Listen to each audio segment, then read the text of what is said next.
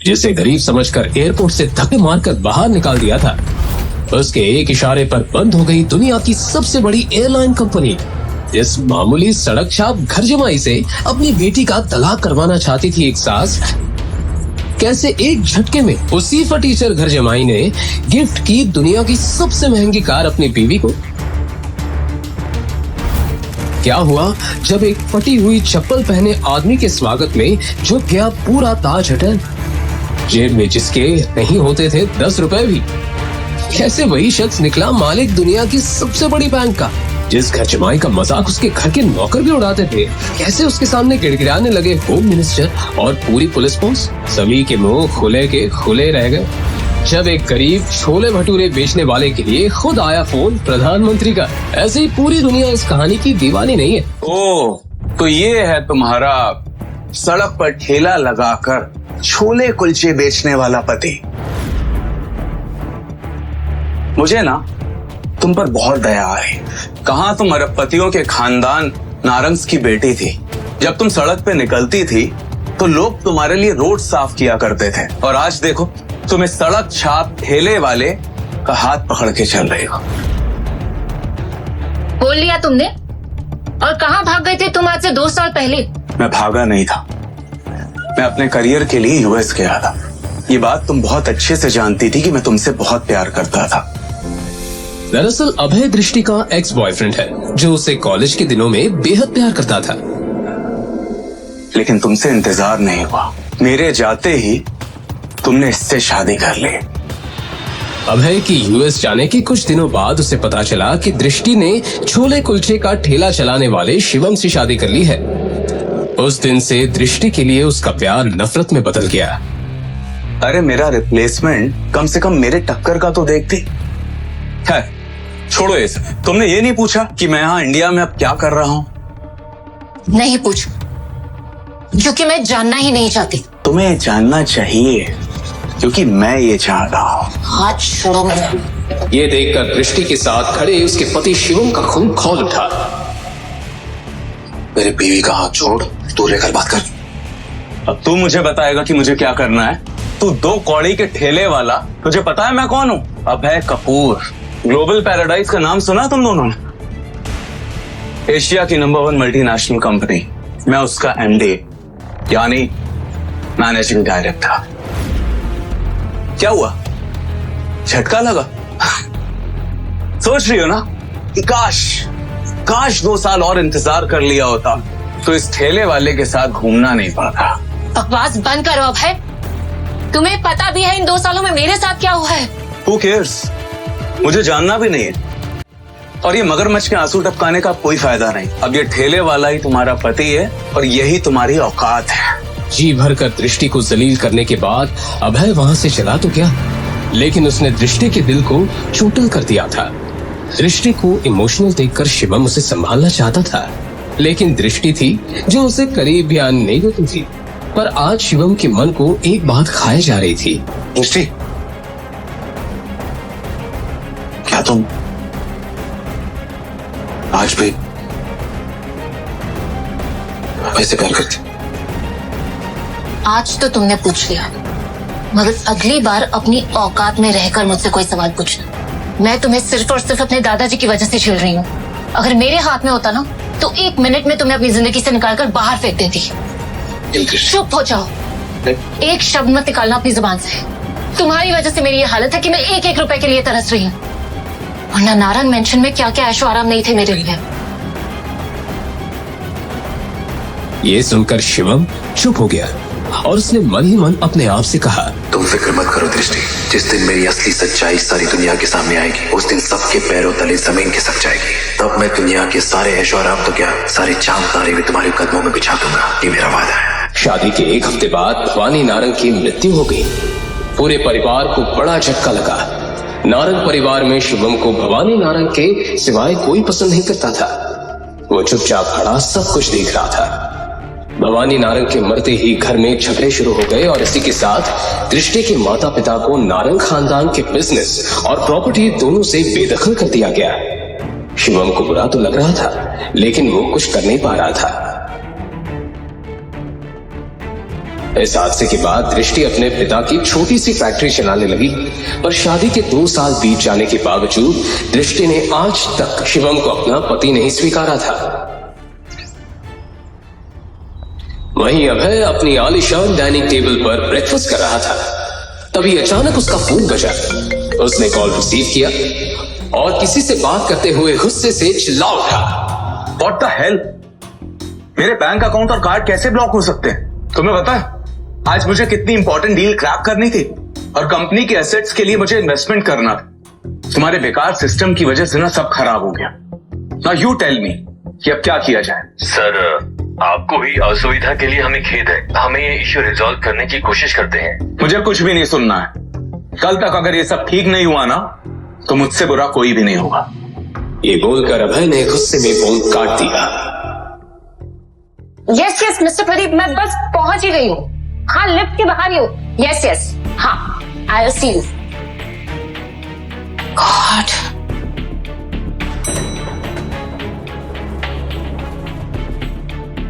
ऋषि, तुम इतनी सुबह सुबह मेरी सोसाइटी में कहीं पुरानी मोहब्बत फिर से जिंदा तो नहीं हो गई? बकवास बंद करो। मैं यहाँ पे काम के सिलसिले में किसी से मिलने आई, और तुम्हें इससे क्या मतलब? मुझे तुम्हारे मुंह नहीं लगना, प्लीज। अब इतना गुस्सा किस काम का? अब आई गई हो तो ऊपर चलो और खुद अपनी आंखों से देखो कि तुमने क्या खोया है। मुझे छोड़ के मुझे नहीं देखना। अरे चलो दृष्टि, मैं तुम्हें अपना आलीशान फ्लैट दिखाता हूँ। चलो चलो चलो। क्या? अरे नहीं देखना। मिस्टर अभय,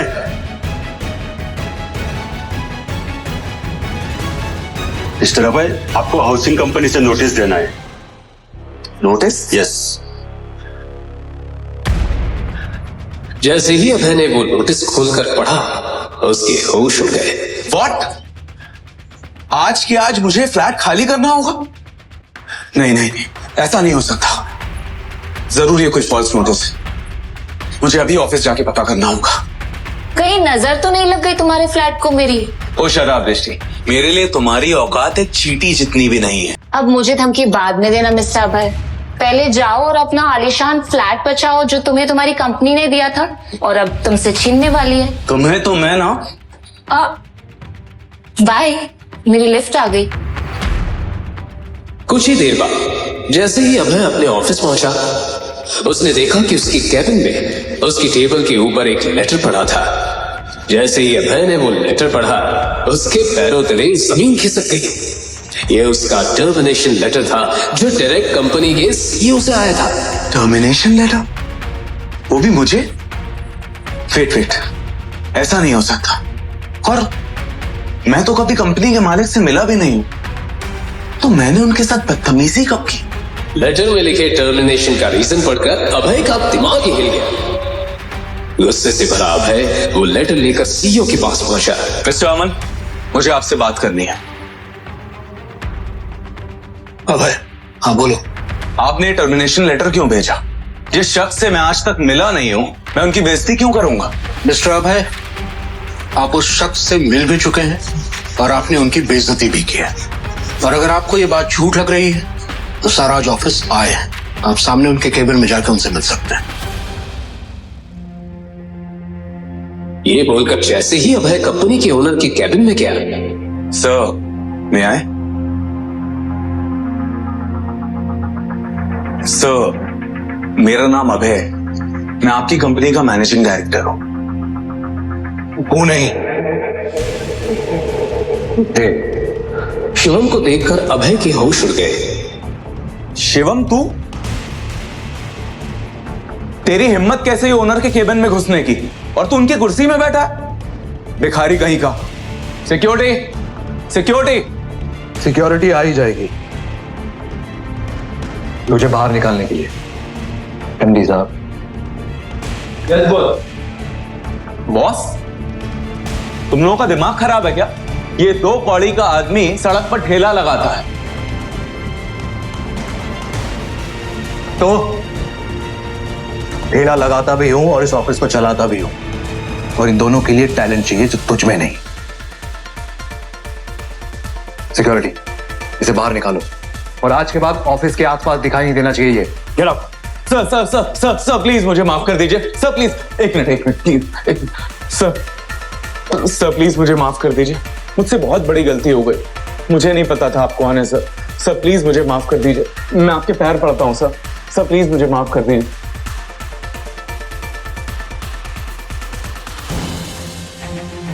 इंसान की पहचान उसकी औकात से होती है, यही कहा था ना तूने मेरी बीवी को। अब ये ठेले वाला ही तुम्हारा पति है और यही तुम्हारी औकात है। कैसे माफ कर तुझे? एक काम कर, उठ और फौरन मेरे बीवी से जाके माफी मांग, उसके पैरों में गिर। ठीक है सर, मैं उनसे माफी मांग लेता हूँ। और सुन, अगर आज के बाद मेरी बीवी के आसपास भी नजर आए तो तेरा ऐसा हाल करूंगा कि तेरे आने वाले 7 पुश्ते भी तेरी शक्ल पहचान नहीं पाएंगे, समझा?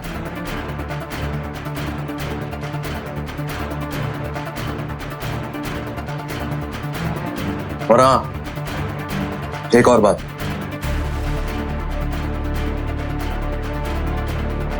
जॉब चाहिए ही है? चाहिए तो अपना मुंह बंद रखना। जो कुछ भी हुआ यहां, जो कुछ भी तूने सुना या देखा, ये बात मेरी बीवी तक नहीं पहुंचनी चाहिए, कभी भी नहीं। क्यों शिवम दृष्टि से छुपा रहा था अपना इतना बड़ा सच?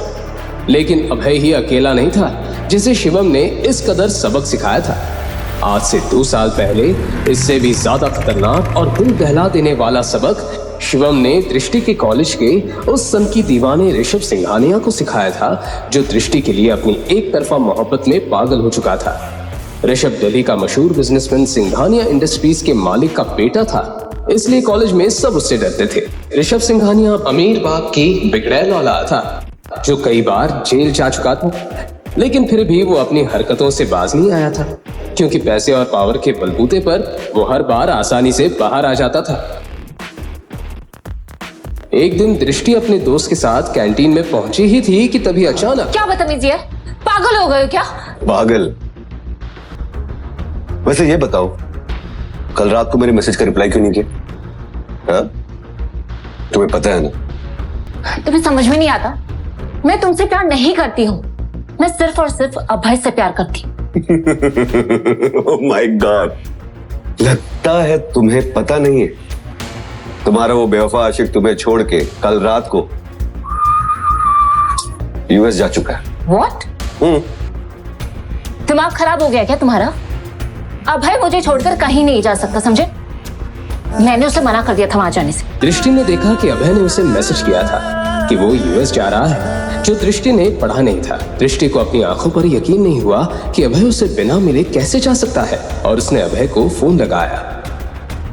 आप जिस नंबर से संपर्क करना चाहते हैं वो इस वक्त उपलब्ध नहीं है। बड़ी भोली हो तुम, जाने मन बहुत बड़ी गलतफहमी हो गई है तुम्हें। जिस अभय की तुम गुणगान गा रही हो ना, वो तुम्हें दूध में पड़ी मक्खी के तरह निकाल कर यूएस जा चुका है। अरे उसे भी सक्सेस चाहिए था लाइफ में, बहुत सारा पैसा चाहिए था उसे। कब तक तुम्हारे साथ टाइम पास करता? उस गरीब की फूटी किस्मत में किसी की निगाह पड़ी होगी और बहुत बड़ा मौका दे दिया होगा तो गया। ऋषभ की बातें दृष्टि को तीर की तरह चुभ रही थी। खैर छोड़ो, मैं तुमसे आज ही शादी करने को तैयार हूं। दृष्टि ने उसे एक जोर से थप्पड़ जड़ दिया। कैंटीन के सभी लोगों के सामने ऋषभ की पहली बार इतनी बेइज्जती हुई थी। मैं तुमसे प्यार नहीं करती, और खबरदार जो मुझे छूने की कोशिश भी की ना तुम। बहुत अकड़ है ना तुझमें, दृष्टि नारंग। मैं तेरा वो हाल करूंगा ना कि तू अपना ये खूबसूरत शक्ल किसी को दिखाने के लायक नहीं रहेगी। ये चाटा जो तूने मुझे मारा है ना, इसकी बहुत भारी कीमत चुकानी पड़ेगी। और तेरी ये अकड़ अपने जूते के नीचे कुचल ना दी ना मैंने, मेरा भी नाम ऋषभ सिंघानिया नहीं।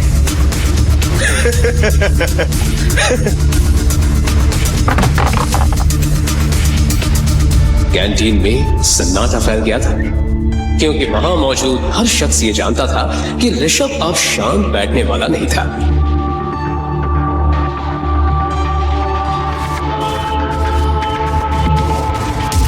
आखिर ऐसा क्या करने वाला था ऋषभ? क्या ऋषभ दृष्टि के खिलाफ कोई षड्यंत्र रचने वाला था? उसी रात जहां पूरा शहर सुकून की नींद में डूबा हुआ था, वहीं आज रात दृष्टि की जिंदगी में एक बहुत बड़ा तूफान आने को तैयार था। आधी रात हो चुकी थी जब उसकी एक दोस्त का कॉल आया। हेलो दृष्टि, तूने वो कॉलेज का व्हाट्सएप ग्रुप चेक किया? क्या यार, इतनी रात को कॉलेज ग्रुप कौन चेक करता है? तुझे क्या हुआ? तू इतनी घबराई हुई क्यों साउंड कर रही है? तू बस जल्दी से जल्दी ग्रुप चेक कर अभी। क्या हुआ यार? जैसे ही दृष्टि ने मोबाइल पर कॉलेज ग्रुप चेक किया, उसके पैरों तले जमीन खिसक गई। ऋषभ ने दृष्टि का एक वीडियो कॉलेज ग्रुप में, यहां तक कि पूरे सोशल मीडिया में वायरल कर दिया था और हर जगह बस दृष्टि के ही वीडियो की बात हो रही थी। ये वीडियो किसने? ऋषभ। इससे पहले कि दृष्टि ऋषभ को कॉल करती, उसे जोर से चिल्लाने की आवाज आई। दृष्टि! दृष्टि! क्या है? ब्रेकिंग न्यूज, दिल्ली की फेमस नारंग की बेटी का एक वीडियो इंटरनेट पर जमकर वायरल हो रहा है। जी हाँ, लोग इसे देखकर हैरान हैं और लगातार इस वीडियो को शेयर भी कर रहे हैं। आखिर क्या करेगी नारंग फैमिली इसके बाद? जानने के लिए हमारे साथ बने रहिए और देखते रहिए लेटेस्ट न्यूज। किसने किया? अरे बोलना, किसने किया? किसी को मुंह दिखाने के लायक नहीं रही। कौन है? ने किया है, उसने बदला लिया है मुझसे उस थप्पड़ का। ऋषभ अपने पार्टनर में बैठे हुए दृष्टि का वो वीडियो बार बार देखकर हंसे जा रहा था कि तभी दृष्टि का उसे कॉल आया।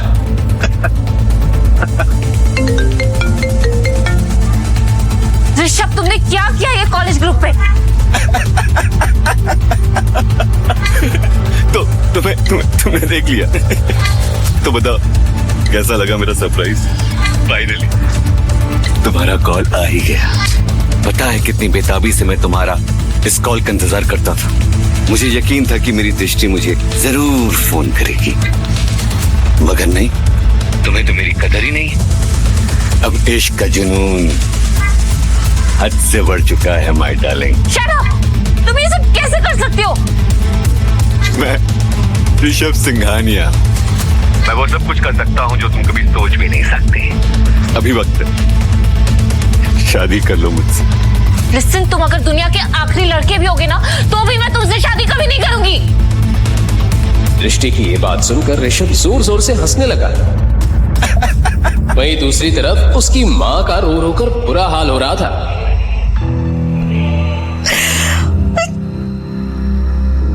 किसी को मुंह दिखाने के लायक नहीं रहे हम लोग। 30 सालों की इज्जत सब मिट्टी में मिल गई। क्या करेंगे? कल तक तो पूरा शहर देख लेगा ये वीडियो। कैसे संभालेंगे? जिस बात का दृष्टि की माँ को डर था वही हुआ। अगली सुबह फोन की घंटियों से नारंग परिवार की शुरुआत हुई। देखिए, आप पहले मेरी बात सुन लीजिए। शर्मा जी यकीन मानिए, फेक वीडियो। ऐसा कुछ नहीं है मिसेस वर्मा, ऐसा कुछ नहीं है। Hello Mrs Verma. दृष्टि को लगने लगा था कि उसने पूरे परिवार की इज्जत मिट्टी में मिला दी थी।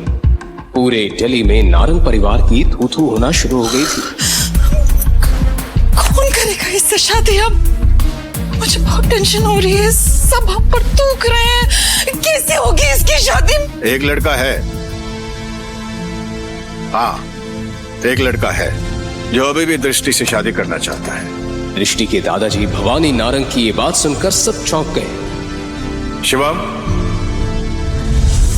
वो लड़का जैसे ही अंदर आया, सब उसे घूर घूर कर देखने लगे। दिखने में बिल्कुल साधारण से उस लड़के ने ढंग के कपड़े भी नहीं पहने थे। उसको देखकर कोई भी अंदाजा लगा सकता था कि वो एक गरीब लड़का है। ये शिवम है, दृष्टि से शादी करने के लिए तैयार है। लेकिन पिताजी, ये लड़का है कौन? क्या करता है? किस खानदान से है ये? तुम्हारी बेटी के साथ जो कुछ भी हुआ, उसके बाद भी इस लड़के से इसके खानदान के बारे में पूछ रही हो? शिवम अनाथ है, और छोले कुलचे बेचता है। हाँ, गरीब जरूर है लेकिन मेहनती और ईमानदार लड़का है। मुझे सिर्फ उम्मीद ही नहीं, पूरा भरोसा है कि जिंदगी भर दृष्टि को खुश रखेगा। भवानी नारंग की बात सुनकर वहां पर मौजूद हर एक शख्स के चेहरे पर 12 बज गए। किसी को यकीन नहीं हो रहा था कि भवानी नारंग अपनी लाडली पोती की शादी एक साधारण से गरीब छोले कुलचे बेचने वाले लड़के से करवा रहे हैं। मगर बदले में किसी की सवाल करने की हिम्मत नहीं हुई, क्योंकि फिलहाल जो हालात थे उसमें दृष्टि की शादी होनी सचमुच मुश्किल थी।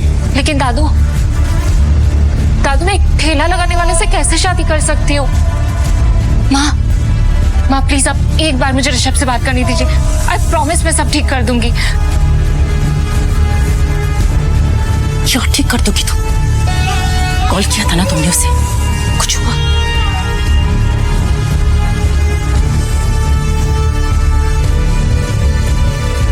दृष्टि, अब इस लड़के से शादी करने के अलावा तुम्हारे पास और कोई दूसरा ऑप्शन नहीं है। इन्हीं मजबूरियों के बीच नारंग परिवार ने अपनी बेटी की शादी आखिर एक गरीब लड़के से करा दी और दृष्टि को ना चाहते हुए भी शिवम को अपना पति बनाना पड़ा। वहीं शादी की रात जब दृष्टि अपने कमरे में थी, तभी शिवम अचानक कमरे में आया और उसने देखा कि दृष्टि बहुत परेशान थी। क्या हुआ दृष्टि, तुम परेशान लग रही हो? देखो, मुझे तुमसे कोई बात नहीं करनी। भले हम पति पत्नी जरूर बन गए हैं, लेकिन हमारे बीच ऐसा कोई रिश्ता नहीं होगा। तुम अपनी प्रॉब्लम मुझसे शेयर कर सकती हो सकता है मैं कुछ हेल्प कर दूं। तुम मेरी हेल्प करोगे? यस। हैसियत देखिए तुमने अपनी। तुम मेरी कोई हेल्प नहीं कर सकते, समझे तुम? एक तो पहले ऋषभ और अब तुम। गुस्से में दृष्टि ने अपना सारा गुस्सा शिवम पर निकाल दिया।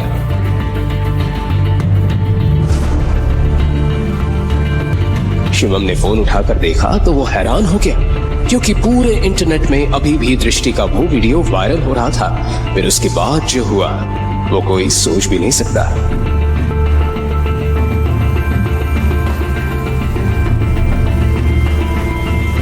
हेलो, हाँ बोल मेरे भाई। सर वो वीडियो अचानक से गायब हो गया और आपके खिलाफ किसी ने रिपोर्ट भी लिखवाई है। What nonsense? मेरे खिलाफ रिपोर्ट लिखवाने की हिम्मत किसकी हुई? जो भी है बहुत खतरनाक है। उसने आपके सारे अकाउंट्स को ब्लैकलिस्ट करवा दिया है। उस आदमी की बात सुनकर ऋषभ के पसीने छूट गए। उसने तुरंत अपने पापा को कॉल लगाया तो उसे पता चला कि वो लोग बर्बाद हो चुके हैं। डैड, हमारे बैंक अकाउंट सीज हो चुके हैं। हमारी इंडस्ट्रीज पर ताला लग चुका है और मेरे सर पर 1000 करोड़ का कर्जा है। हम बर्बाद हो चुके हैं ऋषभ। तो डैड, किसने किया ये सब? ये सब के पीछे कौन है? लेकिन उसके बाद जब ऋषभ को ये पता चला कि ये सब किसने किया है, तो वो सुनकर ऋषभ के पैरों तले जमीन खिसक गई।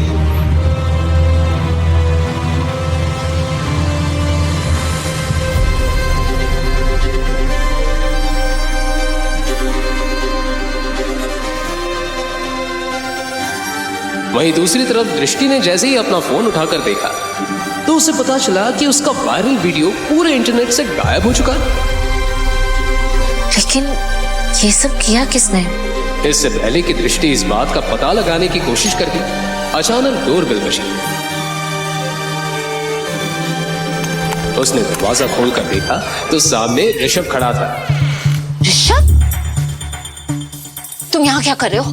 देखो, अब और तमाशा क्रिएट करने की कोई जरूरत नहीं है। तुम पहले ही मेरी जिंदगी में तमाशा क्रिएट कर चुके हो, और अगर यहाँ किसी ने तुम्हें देख लिया ना तो प्लीज। आई एम सॉरी दृष्टि, आई एम सॉरी। मुझे नहीं पता था कि वो लड़का इतना पावरफुल है। मैं तुम्हारे सामने हाथ जोड़ के माफी मांगता हूँ। प्लीज मुझे माफ कर दो। तुम क्या बोल रहे हो? मुझे कुछ समझ में नहीं आ रहा। तुम्हारा वाला वीडियो ना इंटरनेट से हट गया, लेकिन साथ ही साथ मैं भी बर्बाद हो गई। मेरी पूरी की पूरी फैमिली सड़क पे आ गई है। ये जिसने भी किया ना ये सब, वो तुम्हारे घर में। हमारे घर में? हमारे घर में ऐसा कौन हो सकता है? देखो, अब तुम कोई नया ड्रामा क्रिएट करने की कोशिश मत करो। मैं कोई ड्रामा नहीं कर रहा हूं, मैं सच कह रहा हूं। और ये सब कुछ करने वाला कोई और नहीं, तुम्हारा पति है। उसने रातों रात तुम्हारा वीडियो इंटरनेट से गायब करवा दिया और मुझे बर्बाद कर दी। ये सुनकर दृष्टि की आंखें फटी की फटी रह गई। उसे यकीन नहीं आ रहा था कि एक मामूली सा दिखने वाला लड़का इतना सब कुछ कैसे कर सकता है।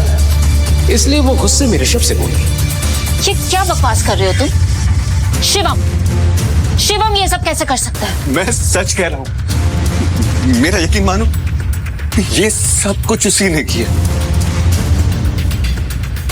वो कोई मामूली गरीब इंसान नहीं है, वो बहुत पावरफुल इंसान है। पर अगर तुम यकीन नहीं आ रहा ना, तो खुद पूछो अपने पति से। तभी अचानक शिवम भी वहां आ गया। शिवम ने दृष्टि और ऋषभ की सारी बातें सुन ली थी। दृष्टि ने शिवम से पूछा, शिवम, ये ऋषभ क्या बकवास कर रहा है? तुम ये सब कैसे कर सकते हो?